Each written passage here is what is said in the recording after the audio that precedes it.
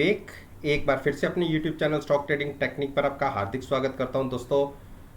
उम्मीद करता हूं कि आप मेरी वीडियोस को मार्केट के साथ एनालाइज कर रहे होंगे और आपको बहुत अच्छे रिजल्ट्स भी देखने को मिल रहे होंगे। जैसा कि मैंने पिछली वीडियोस के अंदर जो कुछ बताया उनको एनालाइज करना है तो आप हर वीडियो के नीचे डिस्क्रिप्शन बॉक्स में एक लिंक है जो मैं एक दिन पहले अपनी वीडियो पोस्ट करता हूं और अगले दिन जो मार्केट रही है उसका रिजल्ट साथ में होता है और साथ साथ में मैं अगले सेशन के रिलेटेड वीडियो के अंदर मैं बताता हूं कि मैंने कहा क्या था। और अगर आप मेरे व्हाट्सएप ग्रुप के साथ ज्वाइन होना चाहते हैं जो पहले 50 मेंबर्स के लिए बहुत बढ़िया बेनिफिट के साथ मैंने शुरू किया है, अगर उसके अंदर आप ऐड होते हैं तो लाइफ लॉन्ग एक सर्टेन अमाउंट जो पहले महीने शुरू होगा वो वही रहेगा, केवल पहले 50 मेंबर्स की बात करें। और अगर मैं फ्राइडे के सेशन के रिजल्ट्स की बात करूं तो अगर मैंने 10 स्टॉक्स के अंदर बात की, स्टॉक स्पेसिफिक या ऑप्शंस की कोई स्ट्रेटजी या कोई भी पेयर जो मैंने अलग अलग तरीके से बताए, 10 में से 9 हमने प्रॉफिट के साथ क्लोज कर दिए और एक स्टॉक जो यूपीएल का रहा जो हमारी सोच के थोड़ा सा अगेंस्ट चला गया, लेकिन उसमें भी हम हेज थे। पुट के अंदर प्रॉफिट आ रहा है तो फ्यूचर्स के अंदर लॉस आ रहा है। हाँ, हमारी बाइंग प्राइस से 12 रुपए नीचे यूपीएल बंद हुआ और जो पुट के अंदर प्रॉफिट रहा वो 6-6.5 रुपए का रहा। तो ओवरऑल 6 रुपए अगेंस्ट हम क्लोज हुए फ्राइडे के सेशन में, केवल और केवल यूपीएल के अंदर। जिसको मेरे साथ ऐड होना है वो नीचे मेरी ईमेल आईडी है डिस्क्रिप्शन बॉक्स के अंदर, आप उस ईमेल आईडी के थ्रू मेरे को कांटेक्ट कर सकते हैं, अपनी डिटेल्स मुझे भेज सकते हैं, अपने फ़ोन नंबर को उसके अंदर मेंशन करके मैं आपको अपने ग्रुप के अंदर ऐड करूंगा। और पहले 15 दिन टोटली फ्री होंगे, आप एनालाइज कीजिए, अपना मन बनाइए, आपका मन करे तो मेरे साथ आगे कंटिन्यू कीजिए और अदरवाइज आप एग्जिट हो सकते हैं। ये टोटली आप पे डिपेंड करता है। तो अब बात करते हैं निफ्टी फ्यूचर्स की। देखिए, निफ्टी फ्यूचर्स को अगर हम देखें तो जो एसजीएक्स निफ्टी की बात करें, जो क्लोजिंग मिली है उसमें 16,276 के आसपास की और हम 250 के आसपास क्लोज हुए हैं। तो ये कह सकते हैं कि 20-25 पॉइंट ऊपर की तरफ। और अब यहां से क्या पॉसिबिलिटी बनती है, देखिए बुलिश क्रॉसओवर है एमएसीडी में, आप ये देखिए एक बुलिश क्रॉसओवर है तो नेगेटिव का स्ट्रेंथ नहीं है। लेकिन अगर मैं आरएसआई की बात करूं, ये एक इंडिकेशन अलग सा दे रही है, एक हाई से एक थोड़ी सी गिरावट, जैसे कि आरएसआई 70 के अबव हो जाती है तो हम ये मान के चलते हैं कि अब ये धीरे धीरे ओवरबॉट जोन की तरफ जाने वाली है और हम गए तकरीबन 71-72, वहां से गिरावट आ गई। तो एक रेंज बाउंड रहेगी नीचे 16,050, ये एक स्ट्रॉन्ग सपोर्ट है। मुझे नहीं लगता फिलहाल के लिए निफ्टी 16,050 को ब्रेक करेगा। ये तो हो गया नीचे की एक सपोर्ट। और रेजिस्टेंस जो पिछले हमने 3 बार रेजिस्टेंस मिली है हमें 16,340 पे, ये एक बड़ी रेजिस्टेंस होगी। इसके ऊपर क्रॉस करेगा तो आप ये जो ट्रेंड लाइन है आप देख रहे हैं 16,700 तक की इस तरफ मूव होगी। तो मेरा ये मानना है कि जैसा कि एमएसीडी एक बेरिश की तरफ स्ट्रेंथ दिखा रहा है, आप ये देखिए, तो हो सकता है कि यहां से तकरीबन 100-150 पॉइंट की एक छोटी सी गिरावट आ जाए, तकरीबन 60,150 के आसपास। और अगर वहां कंसोलिडेट होता है तो एक अपॉर्चुनिटी होगी बाइंग की। तो बाइंग भी आपने नेकेड पोजीशन कैरी नहीं करनी, उस केस में भी आपको at the money put buy करनी है, अपनी पोजीशन को हैज रखते हुए। आपको पता होना चाहिए कि जिस ट्रेड के अंदर आप पार्टिसिपेट कर रहे हैं उसमें आपको मैक्सिमम लॉस कितना हो सकता है। और हाँ, इस स्ट्रैटेजी के थ्रू आप अनलिमिटेड प्रॉफिट के साथ पार्टिसिपेट कर सकते हैं। तो अब बात करते हैं बैंक निफ्टी। देखिए, बैंक निफ्टी अब जो स्ट्रेंथ है वो निफ्टी से ज़्यादा दिखाई है उसने, अगर मैं पिछले 3-4 दिन की बात करूं।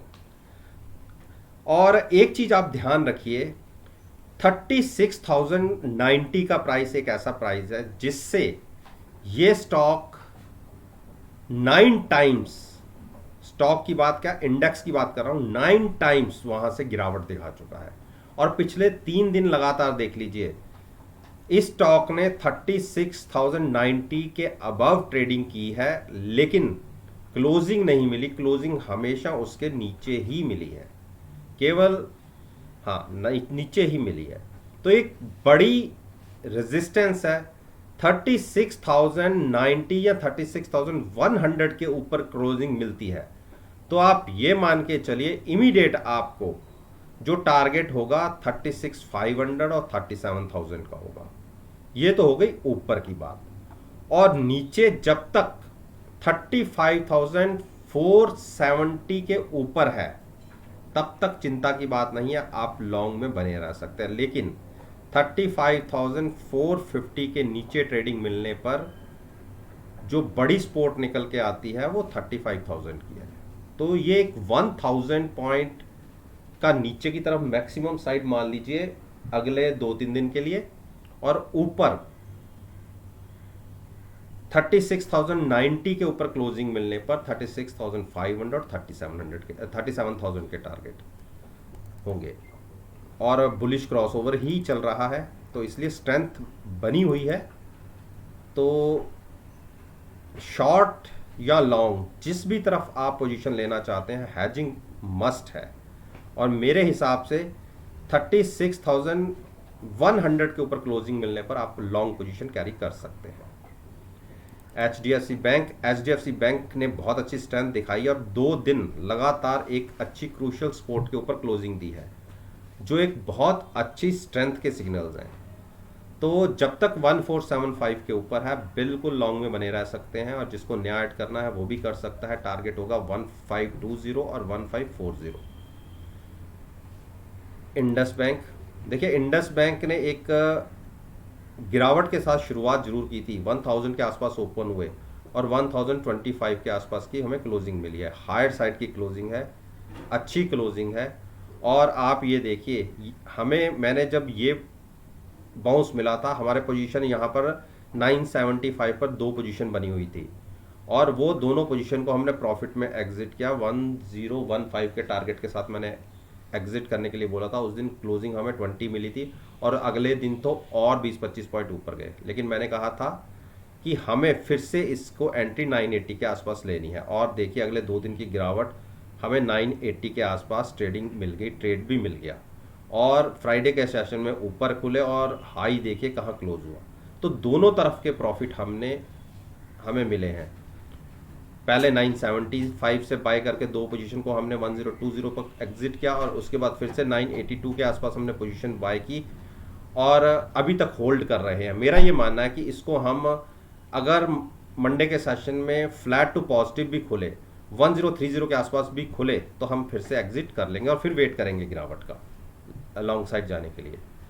तो इसी हिसाब से आप भी अपनी स्टडी क्रिएट कर लीजिए। अगर आपको 1000 और 980 के बीच में मिले तो आप लॉन्ग कीजिएगा, और हम तो एग्जिट करने की पहले कोशिश करेंगे।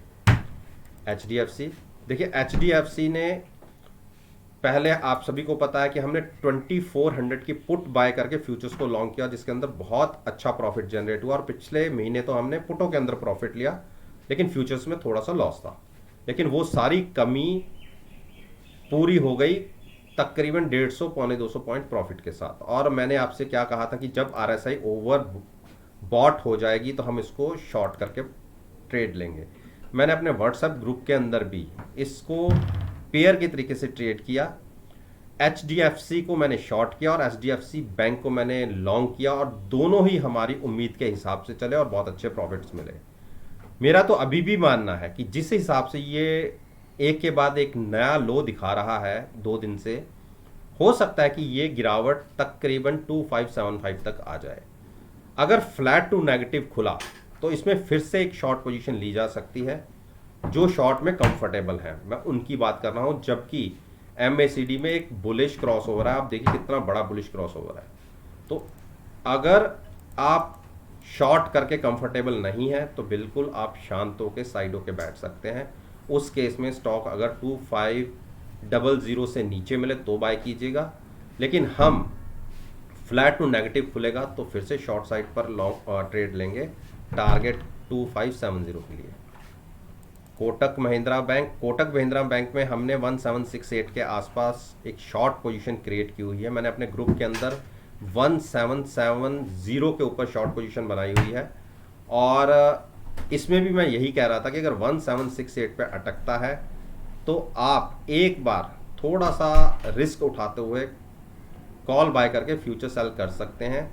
हाँ, एक बड़ी सपोर्ट है 1750 की। अगर 25 से 30 रुपए के लिए भी आप ट्रेड लेना चाहते हैं शॉर्ट साइड पर, जैसा कि मैंने ले रखा है, आप भी ले सकते हैं। अदरवाइज जो शॉर्ट में कंफर्टेबल नहीं है उनको वेट करना होगा।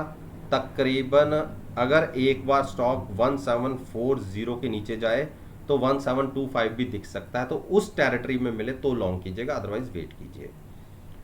आईसीआईसीआई बैंक ने अगर 2 दिन पहले की बात करें तो एक बड़ा रनअप दिखाया था, अगर लेकिन पिछले 2 दिन की बात करें तो एक बड़ी गिरावट। हो सकता है कि 690 ब्रेक हो तो हम 678 तक चले जाएं। तो हमें तकरीबन जहां क्लोजिंग मिली है, अगर यहां से 5 से 7% नीचे मिलेगा तो हम लॉन्ग करेंगे, अदरवाइज हम वेट करेंगे। एक्सिस बैंक, देखिए एक्सिस बैंक ने फिर सपोर्ट बहुत क्रूशियल लेवल पे लिया है 741 पर, और आप सभी को पता है पहले हमने 720 के आसपास लॉन्ग करके पोजीशन बनाई है और हम यहाँ पर एग्जिट हुए थे 740-45 के आसपास।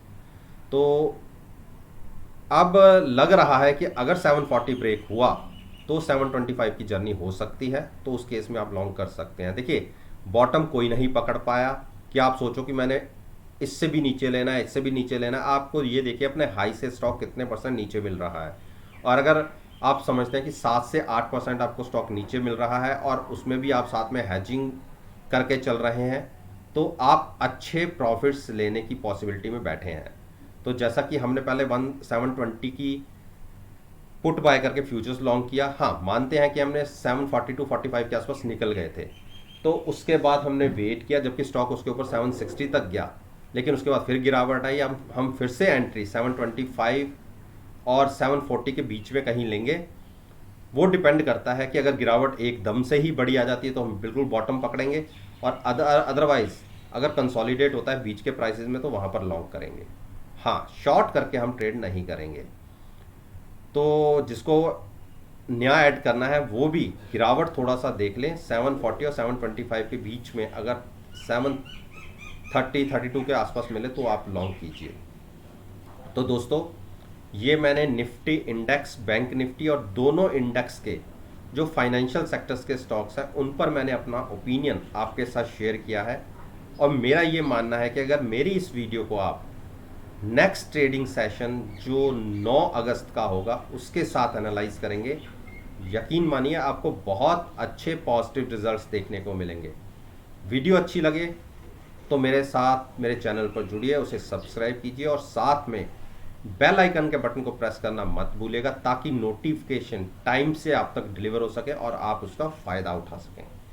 इस बात के साथ मैं आपसे विदा लेता हूं और एक नई वीडियो के साथ फिर से आपके सामने आऊँगा। तब तक के लिए धन्यवाद।